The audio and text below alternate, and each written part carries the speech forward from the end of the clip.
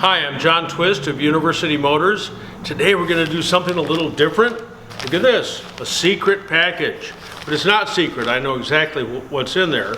It was sent to me from the hat company, Newcastle under Lyme. Not Newcastle on Tyne, but Newcastle under Lyme.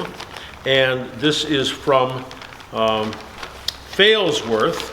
This is a hat from Failsworth. Let me make sure that I don't slice into the hat as I open up the package. So this came Royal Mail. I ordered it one day, and I think maybe 4 days later I got it. Just as a note, you know, it used to be that ordering from England was really difficult, took a long time.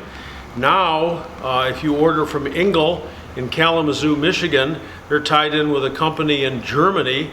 The stuff gets shipped out of Germany, you get it 4 days later. It's no faster, no slower than ordering from Moss out of Virginia. Same thing with a lot of the companies in England. They ship out, it transfers the mail, the product movement is so fast. So here's my new hat, darker than my existing hat. Here we go, Failsworth. So let's open this guy up and see if he actually fits. I have a hard time. My head's a little larger around than some, and it's genetic.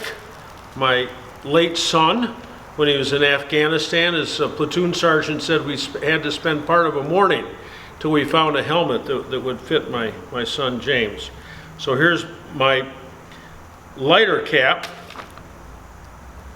and here's my new cap. So how's that? Hey, and it fits. It's almost, actually, it's almost too big. So anyway, Failsworth. They got lots of hats, although this is the last one in this color that they had. This is also a Failsworth cap, a little lighter. The reason I need to buy new hats from time to time is because I always wear one, and as I wear one, and it gets dirtier and dirtier, and I wash it, then it starts to come apart. So then my good hat has to become my work hat, and I have to replace my good hat. So here we go. How much fun is this?